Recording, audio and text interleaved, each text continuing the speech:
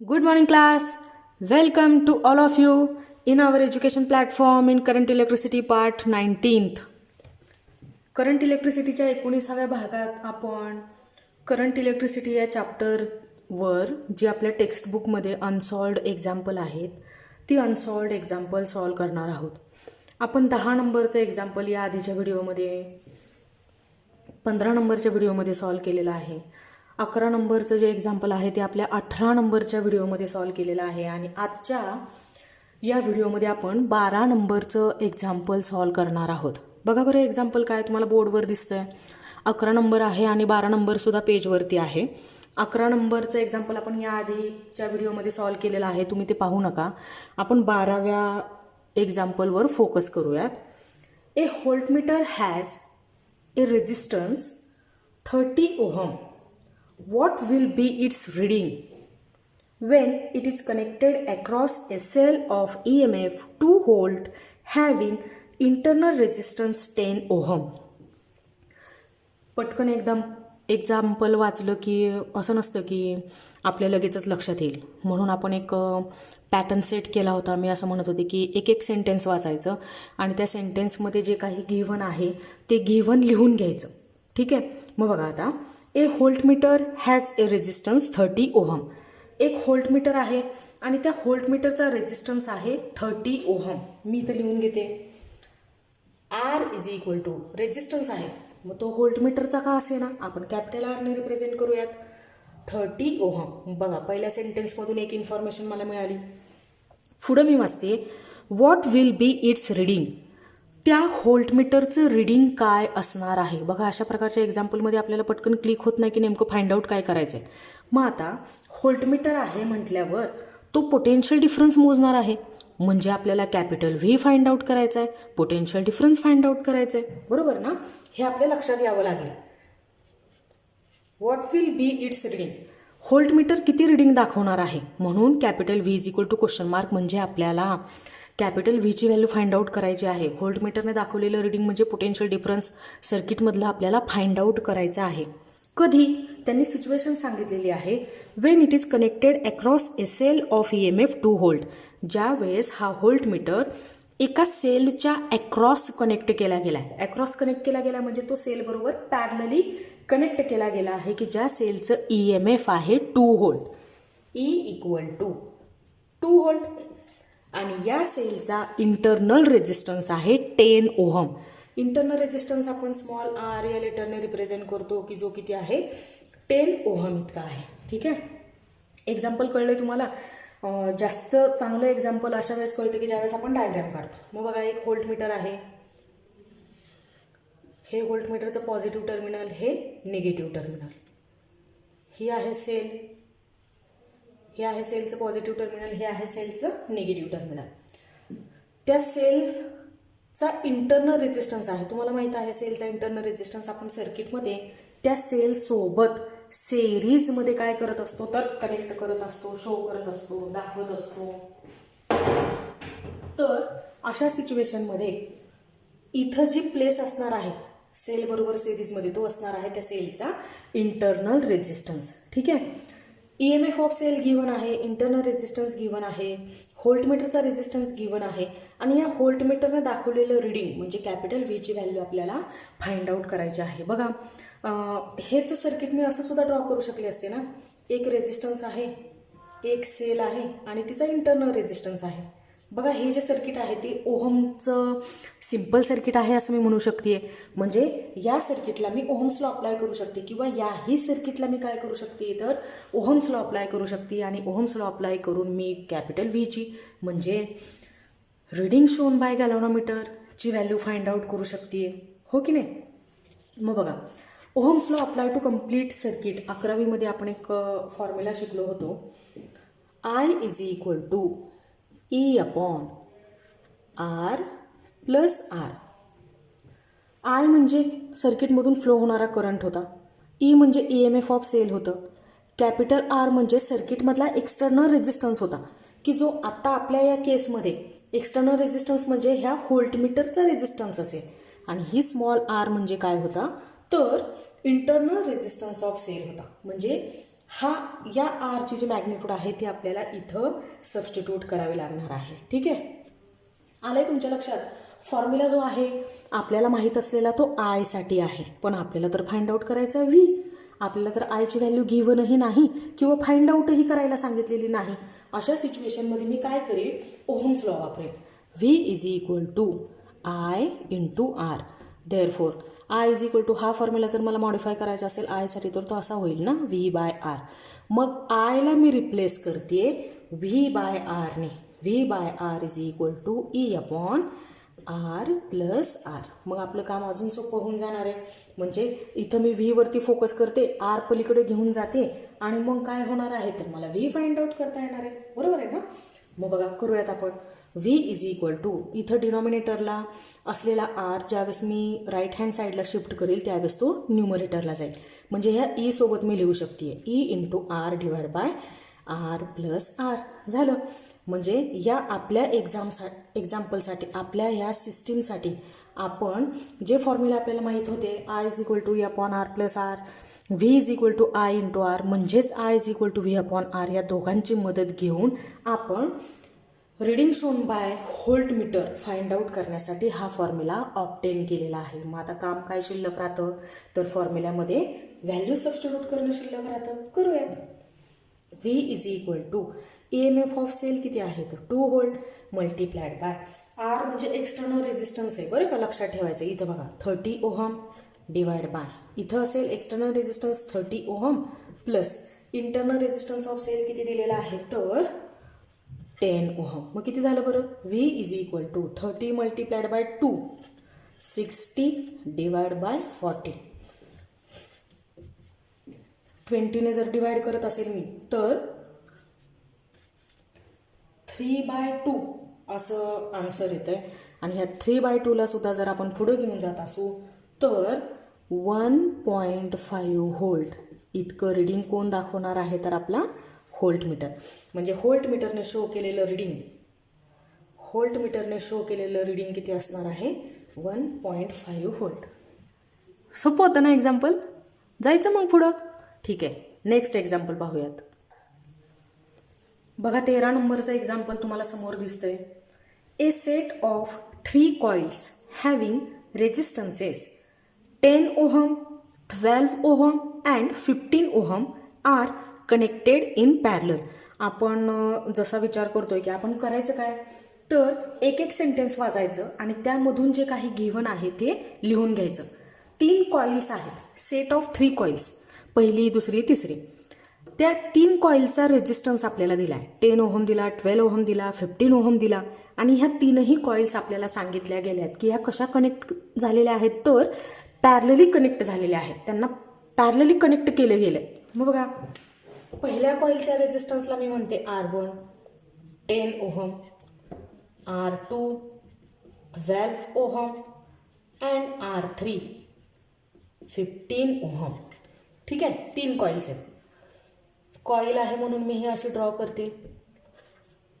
ही 1 नंबरची कॉईल आहे, ही 2 number coil आणि ही 3 नंबर कॉईल. या तिघींचा रेजिस्टन्स R1, R2, R3. पहिल्या कॉईलचा रेजिस्टन्स R1, दुसऱ्या कॉईलचा resistance R2 and third coil having resistance R3 that is 15 ohm. Parallelly connect केल्या गेल्या म्हणजे अशा कनेक्ट केल्या असतील. ठीक आहे, आता पुढं आपल्याला सांगितलं, मी पुढचं सेंटेन्स वाचते. This combination is connected in series with. बघा हा इन सेरीज हा शब्द फार महत्त्वाचा आहे. हे कॉम्बिनेशन, हा कॉम्बो घेतलाय आणि तो आता सेरीजमध्ये कनेक्ट करायचा आहे. कोणासोबत? With series combination of 3 coils of the same resistances. म्हणजे बघा आता हे घ्यायचं आणि सेरीजमध्ये कनेक्ट करायचं पुन्हा एकदा 3 कॉईल सोबत. पण आता ह्या 3 कॉईल कशा आहेत तर सेरीजमध्ये आहेत. ठीक आहे, मी तुम्हाला डायग्राम काढून दाखवते. तुम्ही फक्त एवढंच लक्षात ठेवा, हे आपल्याला उचलायचं, सेरीजमध्ये कनेक्ट करायचं. कोणाबरोबर तर अशा 3 कॉइल्स बरोबर की ज्या एकमेकींसोबत सेरीजमध्येच आहेत. एवढं तर राहील ना लक्षात. आता पुढं calculate the total resistance and current through the circuit. सर्किटमधला आता जे सर्किट तयार होईल त्या सर्किटमधला टोटल रेजिस्टन्स फाइंड आउट करायचा आणि टोटल रेजिस्टन्स फाइंड आउट केला की सर्किटमधला टोटल करंट फाइंड आउट करणं अतिशय सोपं आहे. ठीक आहे. त्यासाठी मदत म्हणून त्यांनी आपल्याला काय गिव्हन दिलेलं आहे बघा. If A battery of EMF 4.1 volt is used for drawing current. सर्किटमधून करंट फ्लो करून नेण्यासाठी जो पॉवर सप्लाय वापरला गेला, जी बॅटरी वापरली गेली, त्या बॅटरीचं EMF आपल्याला गिव्हन आहे E is equal to 4.1 volt. आणि अशा सिच्युएशनमध्ये आपल्याला टोटल रेजिस्टन्स आणि सर्किटमधून फ्लो होणारा करंट काय करायचा आहे, फाइंड आउट करायचा आहे. बघा इथं टोटल रेजिस्टन्स फाइंड आउट करायचा आहे. आपल्या लक्षात राहावं टोटल रेजिस्टन्स फाइंड आउट करायचा, म्हणून इथं कॅपिटल R लिहिते आणि इथं टोटल लिहिते. आणि सर्किटमधला टोटल करंटसुद्धा फाइंड आउट करायचा, म्हणून I is equal to question mark करते. राहील एवढं लक्षात. आता आपण सर्किट डायग्राम कंप्लीट करूयात. बघा 3 कॉइल्स आहेत. त्या 3 कॉइलचा रेजिस्टन्स सुद्धा ह्या पहिल्या 3 कॉइल्स प्रमाणेच आहेत, 10, 12 आणि 15, की ज्या कशा आहेत, सिरीजमध्ये आहेत. बघा ही पहिली कॉइल काढते मी, ही दुसरी कॉइल ड्रॉ करते, ही तिसरी कॉइल ड्रॉ करते मी. हिचा रेजिस्टन्स 10 ओहम, दुसरीचा रेजिस्टन्स 12 ओहम, तिसरीचा रेजिस्टन्स 15 ओहम. जसा ह्या 3 कॉइलचा रेजिस्टन्स आहे तसाच ह्या 3 कॉइलचा सुद्धा रेजिस्टन्स आहे. ह्या तिघीही बघा कशा आहेत, एकमेकींसोबत सिरीजमध्ये आहेत. आणि हे जे सगळं कॉम्बिनेशन आहे, पॅरलल कॉम्बिनेशन, ते आपल्याला सिरीजमध्येच कनेक्ट करायचं आहे ह्या 3 कॉइलसोबत. आलंय का लक्षात. आणि यांच्या अक्रॉस कोण कनेक्ट केलेली आहे, तर सेल कनेक्ट केलेली आहे. बघा किती EMF आहे तिचं, 4.1 व्होल्ट. आली सिच्युएशन तुमच्या लक्षात. म्हणजे आता मला करावं काय लागतंय सांगते, की मला ह्या सर्किटमध्ये ह्या 6 कॉइल्समुळे तयार झालेला इफेक्टिव्ह रेजिस्टन्स फाइंड आउट करायचा आणि नंतर तो रेजिस्टन्स फाइंड आउट केला की या सर्किटमधून फ्लो होणारा करंट फाइंड आउट करायचा. इतकं सोपं काम आहे. मग बघा मी काय करील, ह्या 3ही रेजिस्टन्सचा इफेक्टिव्ह रेजिस्टन्स फाइंड आउट करील. हे जे पॅरलल कॉम्बिनेशन आहे ना, त्या पॅरलल कॉम्बिनेशनला मी फाइंड आउट करेल. याला आपण RP म्हणूयात. RP फाइंड आउट करायचा. मग RP ज्यावेळेस मी फाइंड आउट करेल त्यावेळेस सर्किट असं तयार होईल ना. बघा बरं मी ड्रॉ करते, तिकडं लक्ष द्या.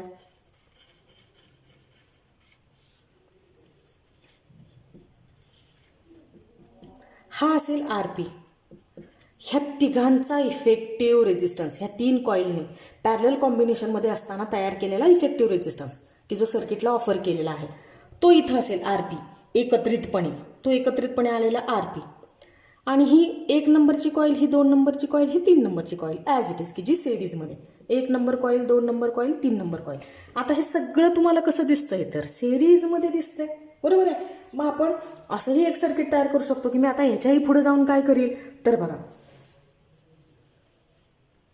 हे आहे RP आणि ह्या तिघींचा एकत्रित रेजिस्टन्स मी फाइंड आउट करेल. सिरीज कॉम्बिनेशनमध्ये रेजिस्टन्स फाइंड आउट करणं सोपं असतं. रेजिस्टन्सची ॲडिशनच करायची असते फक्त आपल्याला. मग बघा ह्या तिघांचा जो रेजिस्टन्स तयार होईल त्याला मी म्हणेल सिरीज रेजिस्टन्स. आणि यांच्या अक्रॉस कोण कनेक्ट केलेलं दिसेल तुम्हाला, तर सेल कनेक्ट केलेली दिसेल. बरोबर आहे. मग आता हा RP आणि हा RS सिरीजमध्ये आला.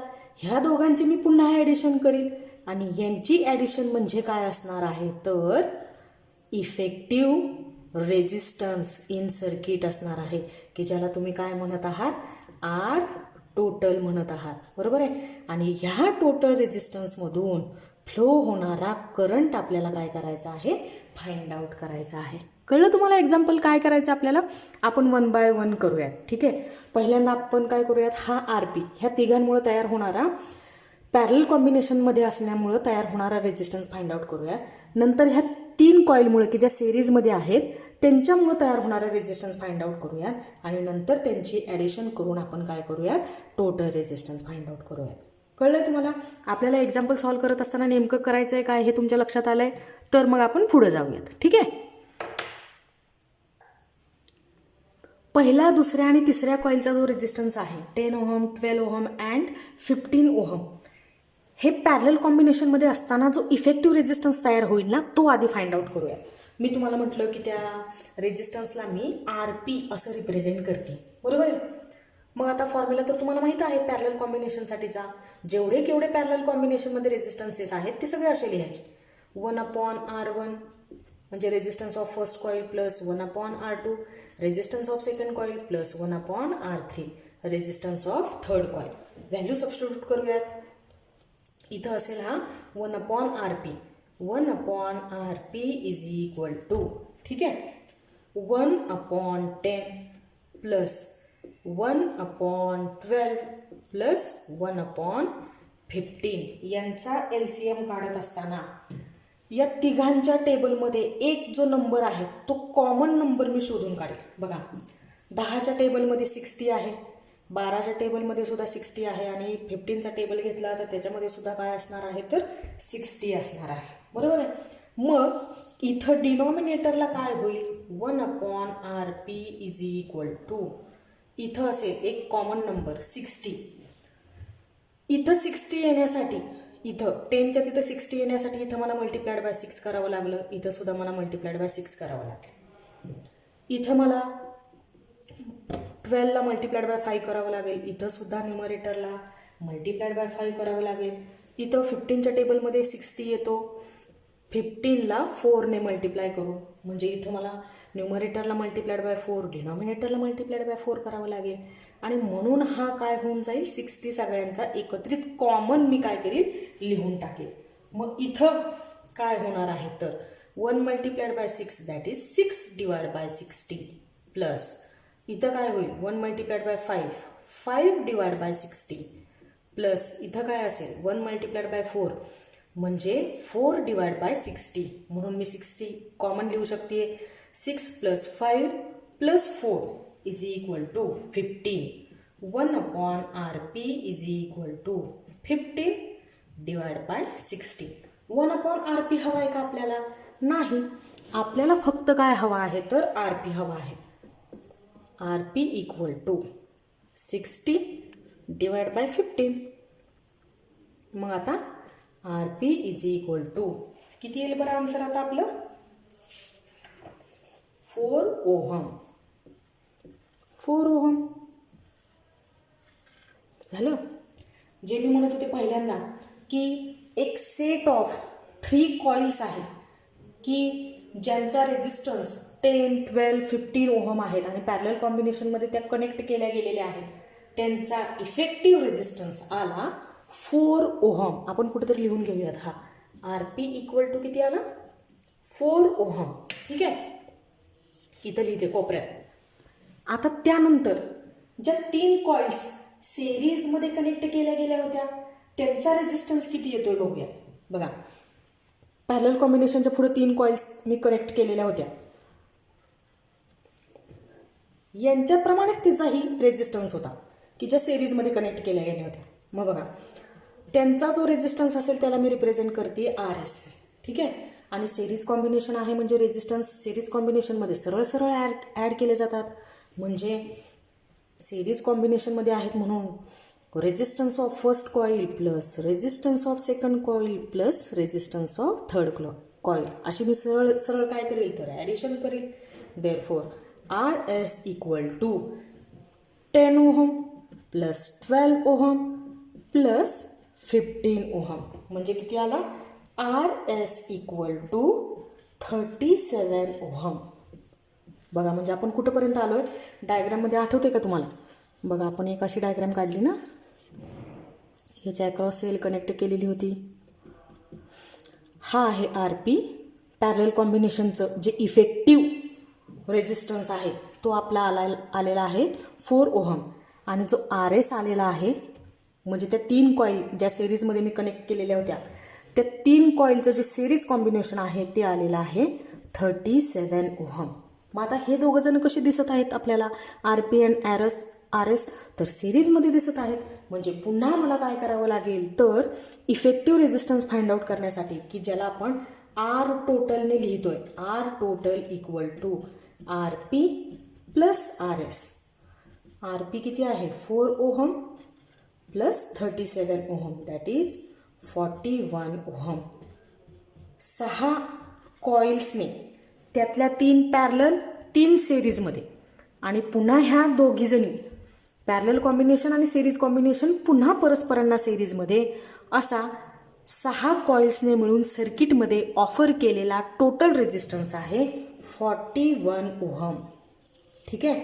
मग हा 41 ओहम ज्यावेळेस तुम्ही फाइंड आउट करताय त्यावेळेस तुम्हाला सर्किटमध्ये सेलने की जिचं EMF आहे 4.1 व्होल्ट तिने डिलिव्हर केलेला ड्रॉन केलेला करंट फाइंड आउट करणं काही अवघड गोष्ट नाही. ठीक आहे. फॉर्म्युला आठवतो तुम्हाला आधीच्या एक्झाम्पलमध्ये आपण वापरला I = E/RS + RP. ठीक आहे.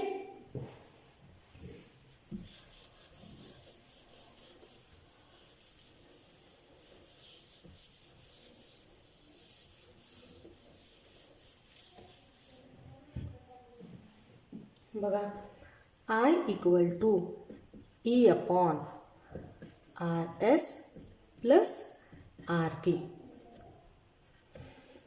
इथं असे रेजिस्टन्सेस असतात डिनॉमिनेटरमध्ये की त्यातला एक रेजिस्टन्स असतो एक्सटर्नल रेजिस्टन्स आणि दुसरा जो रेजिस्टन्स असतो तो असतो इंटरनल रेजिस्टन्स. बघा ना आधी आपण फॉर्म्युला लिहिला होता I = E/R + R. हा एक्सटर्नल रेजिस्टन्स सर्किटमधला तो आपल्याला ॲड करायचा असतो सेलच्या इंटरनल रेजिस्टन्ससोबत की जो इंटरनल रेजिस्टन्स सेल बरोबर कसा असेल तर सिरीजमध्ये असेल. आणि हा जो इंटरनल रेजिस्टन्स असतो तो एक्सटर्नल रेजिस्टन्स बरोबर सुद्धा सिरीजमध्येच असतो. म्हणूनच आपण दोघांची काय करतोय तर ॲडिशन करतोय. ठीक आहे. म्हणून आपला जो RS आणि RP आहे तेही सेल बरोबर कसे आहेत तर सिरीजमध्येच आहेत. आणि म्हणून मी हा डिनॉमिनेटर असा लिहू शकले E/RS + RP. ठीक आहे. फॉर्म्युल्यामध्ये कुठल्याही प्रकारचं तडजोड आपण केलेली नाही. मग आता व्हॅल्यू सबस्टिट्यूट करूयात का तर सर्किटमधून फ्लो होणारा टोटल करंट मला फाइंड आउट करायचा आहे. I = बघा 4.1 / RS ची व्हॅल्यू आपली किती आली होती बरं 37 प्लस RP किती आला होता तर 4 ओहम. Therefore I = 4.1 / इथं येईल 41. ठीक आहे. मग मी इथं मल्टिप्लाइड बाय 10 करते आणि इथं सुद्धा मल्टिप्लाइड बाय 10 करते. मग काय येईल बघा I = 41 / 410. ठीक आहे. मग जर मी न्यूमरेटरकडून डिनॉमिनेटरला भाग देत असेल तर मला असं येईल I = 1/10 एम्पियर. हा 1/10 म्हणजे इथं 10⁻1 पॉवर आहे.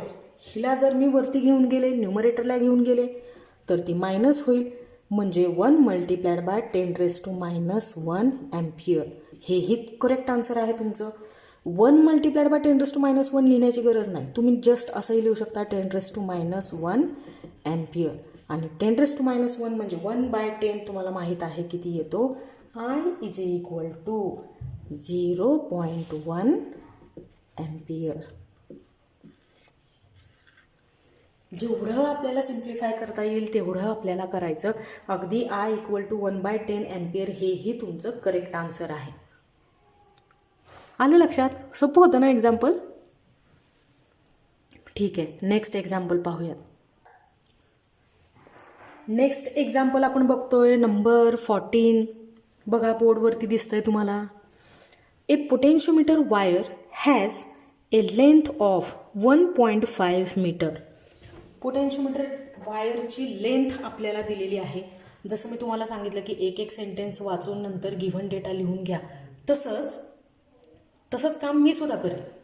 पोटेन्शियोमीटर वायरची लेंथ कॅपिटल Lने रिप्रेझेंट करते की जी आहे 1.5 meter and resistance of 10 ohm.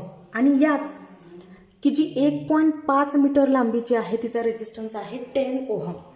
मग पोटेन्शियोमीटरच्या त्या 1.5 मीटर लांबीच्या 1.5 मीटर लेंथ असलेल्या वायरचा रेजिस्टन्स मी रिप्रेझेंट करते कॅपिटल Rने की जो आहे 10 ओहम. पुढचं सेंटेन्स. पहिल्या सेंटेन्समधून 2 गिव्हन आपल्याला मिळाले. आता पुढं वाचूयात आपण. It is connected in series with a cell of EMF 4 volt and internal resistance 5 ohm. ही जी सेल आहे की जिचं EMF 4 व्होल्ट आहे. EMF आपण रिप्रेझेंट करूयात E ने.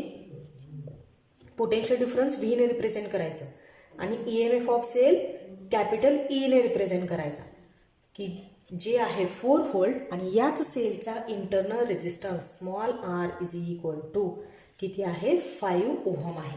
इंटरनल रेजिस्टन्स रिप्रेझेंट करण्यासाठी नेहमीच स्मॉल r हेच लेटर आपण वापरूयात. ठीक आहे. तर ही जी सेल आहे तिच्या इंटरनल रेजिस्टन्ससोबत 5 ओहमसोबत त्या पोटेन्शियोमीटर वायरच्या कशी कनेक्ट केलेली आहे, तर सिरीजमध्ये कनेक्ट केलेली सेल आहे. तर आपल्याला कॅल्क्युलेट करायला सांगितलेलं आहे, calculate the potential drop per centimetre of the wire. बघा, potential drop per unit length of wire is called potential gradient. म्हणजे यांनी इथं डायरेक्टली तुम्हाला असं म्हटलं नाही की पोटेन्शियल ग्रेडियंट फाइंड आउट करा. इथं त्यांनी चेक केलं की तुम्हाला कळतंय का potential drop per centimetre of wire तुम्हाला समजतंय का, म्हणजे तुम्हाला फाइंड आउट करायला सांगितलेलं आहे पोटेन्शियल ग्रेडियंट. पोटेन्शियल ग्रेडियंट आपण असा लिहितो ना, P dot capital G dot is equal to question mark. बघा, हा पोटेन्शियल ड्रॉप आपण असा लिहितो according to definition. Potential gradient is equal to potential drop per unit length of wire. SI unit वापरलं तर पोटेन्शियल डिफरन्स मी मोजेल व्होल्टमध्ये आणि लेंथ मी मोजीन मीटरमध्ये. ठीक आहे. मग हे असं असेल ना, potential drop per unit meter, पण इथं आता मीटर नाही, इथं आपल्याला सांगितलेलं आहे सेंटीमीटर. म्हणजे आपल्याला जो पोटेन्शियल ग्रेडियंट फाइंड आउट करायचा आहे तो कसा फाइंड आउट करायचा आहे, तर व्होल्ट पर सेंटीमीटरमध्ये फाइंड आउट करायचं आहे. मग जिथं मी सबस्टिट्यूशन करणार आहे लेंथसाठीचं, तिथं मी फक्त लक्ष ठेवील की पोटेन्शियोमीटर वायरची जी लेंथ दिलेली आहे आपल्याला 1.5 मीटर, ती मीटरमध्ये सबस्टिट्यूट न करता मी कशामध्ये सबस्टिट्यूट करील, तर सेंटीमीटरमध्ये सबस्टिट्यूट करील. लगेच इथं करून घ्यायचं का. बघा, 1.5 मीटरचं कन्व्हर्जन मला सेंटीमीटरमध्ये करायचं आहे, म्हणजे मी 1.5 मल्टिप्लायड बाय 100 करील. सेंटीमीटरचं मीटरमध्ये करायचं असतं तर मी डिवाइड बाय 100 केलं असतं, आणि इथं मीटरचं सेंटीमीटरमध्ये करायचं आहे म्हणून मी काय करील, मल्टिप्लायड बाय 100 करेल. आणि मग 1.5 मल्टिप्लायड बाय 100 किती येईल बरं, तर 150 सेंटीमीटर. ठीक आहे. 150 सेंटीमीटर. 1.5 मीटर म्हणजे 150 सेंटीमीटर असेल. आणि आपण जिथं पोटेन्शियल ग्रेडियंटच्या फॉर्म्युल्यामध्ये मीटरमध्ये लेंथ सबस्टिट्यूट करणार होतो, तिथं आता मी कशामध्ये करील, सेंटीमीटरमध्ये करेल. पोटेन्शियल ग्रेडियंट फाइंड आउट करत असताना काही गोष्टी आपल्याला लक्षात ठेवाव्या लागतात. जसं इथं आपण लक्षात ठेवलं की मीटरमध्ये नाही आहे, आपल्याला सेंटीमीटरमध्ये लेंथ सबस्टिट्यूट करायची आहे. ठीक आहे. इतर वेळेस तर मग पोटेन्शियल ग्रेडियंटचा फॉर्म्युलाच आपल्याला वापरायचा आहे. बघा, हे बाजूला करूयात थोडा वेळ. पोटेन्शियल ग्रेडियंटसाठीचा फॉर्म्युला, पोटेन्शियल ग्रेडियंटला कॅपिटल के ने रिप्रेझेंट करूयात, म्हणजे सारखं सारखं आपल्याला असं पोटेन्शियल ग्रेडियंट नाही लिहावं लागणार. ठीक आहे. पोटेन्शियल ग्रेडियंटलाच आपण के ने रिप्रेझेंट करूयात. ठीक आहे. शेवटी पाहिजे तर लिहूयात पोटेन्शियल ग्रेडियंट किंवा potential drop per unit centimetre of wire किती आलेला आहे तो पी डॉट जी डॉट असं लिहूयात. आत्ता सध्या कॅल्क्युलेशनसाठी आपण के हे लेटर वापरूयात. के इज इक्वल टू, म्हणजे potential gradient is equal to V by L. V आपल्याला दिसतोय का इथं कुठं आपल्या गिव्हनमध्ये नाही, तर आपल्याला ह्या व्हीचं कन्व्हर्जन करावं लागणार आहे कशामध्ये, तर करंटमध्ये आणि त्याच्यानंतर मग EMF ऑफ सेलमध्ये. According to Ohm's law V is equal to I into R. बरोबर आहे. मग मी इथं potential gradient K is equal to I into R upon L असं लिहिलं तरी सुद्धा चालणार आहे. व्हीला रिप्लेस केला आय इंटू आरने, त्यातला हा आर बाय एल म्हणजे काय असेल तर resistance per unit length of wire असेल. पण याची व्हॅल्यू गिवन आहे 10 ओहम दिलेला आहे आपल्याला, हाही आपल्याला गिवन आहे 150 सेंटीमीटर, पण आय काही गिवन नाही. बरोबर आहे. मग या आयला ऑब्टेन करण्यासाठी आपण हा फॉर्म्युला वापरूयात. I is equal to E upon R plus R. हा आर म्हणजे एक्सटर्नल रेजिस्टन्स इन सर्किट, की जो एक्सटर्नल रेजिस्टन्स म्हणजे काय असेल तर पोटेन्शियोमीटर वायरचा रेजिस्टन्स असेल इथं, की जो 10 ओहम आहे. आणि हा स्मॉल आर म्हणजे इंटरनल रेझिस्टन्स ऑफ सेल असेल. ह्या दोन्हीही व्हॅल्यू गिव्हन आहेत. EMF आपल्याला माहीत आहे, म्हणजे मी आयला E/R+R ने रिप्लेस जर करत असेल तर ते चालणार आहे. ठीक आहे, मग करूयात. Potential gradient is equal to E/R+R, म्हणजे मी आयला रिप्लेस करते E/R+R ने, आणि इथं असेल मल्टिप्लाइड बाय R/L. बरोबर की नाही. मग आता K is equal to E into R divide by इथं R+R इंटू L. हे एकत्रित आहेत ना, यांचे ॲडिशन करून नंतर काय करायचं, Lला मल्टिप्लाय करायचं. आता व्हॅल्यू सबस्टिट्यूट करून घेऊयात. K इक्वल टू, बघा ईची व्हॅल्यू किती आहे 4 मल्टिप्लाइड बाय आरची व्हॅल्यू आहे 10 डिवाइड बाय हा R+R 10 + 5 डायरेक्ट लिहिते मी इथं 15 मल्टिप्लाइड बाय हा L. लेंथ मीटरमध्ये लिहायची नाही, आपल्याला ती सेंटीमीटरमध्ये लिहायची आहे. मग मी इथं लिहिते 150. ठीक आहे, हे झालं आपलं सबस्टिट्यूशन. आता पुढे जाऊयात आपण. 4 multiplied by 10, K equal to 4 multiplied by 10 झाला 40 डिवाइड बाय 15 मल्टिप्लाइड बाय 150 झाला 2250. हा 0 या 0ला कॅन्सल होतो. K इक्वल टू, आता तुम्ही लॉग टेबल वापरू शकता. 4चा लॉग पाहायचा, 2 to 5चा लॉग पाहायचा, 4च्या लॉगमधून 2 to 5चा लॉग सबस्ट्रॅक्ट करायचा, आलेल्या सबस्ट्रॅक्शनचा अँटी लॉग बघायचा. सबस्ट्रॅक्शन मी का केलं तर हे 2 नंबर डिव्हायडेशनमध्ये आहेत, बरोबर आहे ना. आणि मग तुम्ही बघायचा अँटी लॉग, आणि मग तुमचं आन्सर हे येईल. आता मी कॅल्क्युलेट केलेलं आहे तर तुम्हाला आन्सर द्यायला काही हरकत नाही. 0.0177. बरं, युनिट लिहित असताना मी काय लिहील, व्होल्ट पर सेंटीमीटर.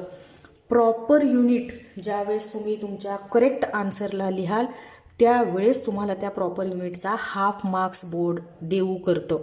म्हणजे इथं युनिट चुकून चालणार नाही. व्होल्ट पर मीटर लिहिलं असतं तर इथं करेक्ट आन्सरसाठीचा फक्त हाफ मार्क मला मिळाला असता. करेक्ट आन्सरला 1 मार्क्स असतो. आणि इथं डिजिट बघितले जातात तुमचे करेक्ट आहेत, आणि इथं हाफ मार्क दिला जातो, आणि इथं तुमचं युनिट बघितलं जातं प्रॉपर आहे का.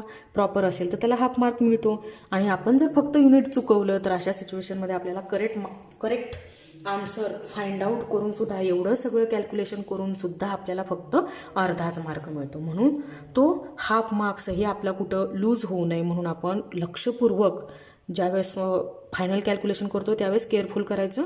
आणि SI युनिट पुट करत असताना सुद्धा डोकं ठिकाणावर ठेवूनच करायचं. Volt per centimetre. ठीक आहे, मग हाच नंबर तुम्ही असा पण लिहू शकाल ना. शिफ्ट करते डेसिमल पॉईंट, मी इथं आणते डेसिमल पॉईंट. मग ज्यावेळेस डेसिमल पॉईंट इथं जातोय त्यावेळेस हा नंबर कसा तयार होईल, K is equal to 1.77 multiplied by 10⁻⁻² volt per centimetre. बरोबर ना. म्हणजे बघा हे आपलं झालं फायनल आन्सर. अगदी तुम्ही हे जरी ठेवलं असतं तरी सुद्धा चाललं असतं, पण आपण अजून पुढची एक स्टेप करून डेसिमल पॉईंट शिफ्ट करून आन्सर तयार केलेला आहे. 1.77 multiplied bye 10⁻² volt per centimetre. अशा पद्धतीने फक्त आपण टेक्स्टबुकमधली अनसॉल्व्ड एक्झाम्पल सॉल्व करणंच पुरेशी नाही, तर टेक्स्टबुकमधून एक पॅटर्न तुम्हाला ऑब्झर्व करायला मिळतो एक्झाम्पलसाठीचा, आणि त्या पॅटर्नला फॉलो करत तुम्हाला खूप सारे एक्झाम्पलचा सराव करावा लागतो, प्रॅक्टिस करावी लागते. त्यावेळेस तुमचं कॅल्क्युलेशन फार फास्ट होतं. तुम्हाला त्या एक्झाम्पलमध्ये विचारलं काय गेलं आहे ते कळतं, तुम्हाला त्या एक्झाम्पल्समधल्या ट्रिक कळतात. जसं की इथं त्यांनी डिरेक्टली सांगितलं नाही पोटेन्शियल ग्रेडियंट फाइंड आउट करा. त्यांनी आपल्याला काय सांगितलं बरं, तर potential drop per centimetre of wire. पण मग मला कळलं ना की हा काय आहे, तर पोटेन्शियल ग्रेडियंटच फाइंड आउट करायला सांगितलेलं आहे. अशा खूप साऱ्या गोष्टी ज्यावेळेस तुम्ही एक्झाम्पलची प्रॅक्टिस करत असतात त्यावेळेस तुमच्या लक्षात यायला लागतात, आणि मग आपल्याला एक्झाम्पल ॲक्युरेटली आणि स्पीडी कॅल्क्युलेशनने कंप्लीट करता येतं.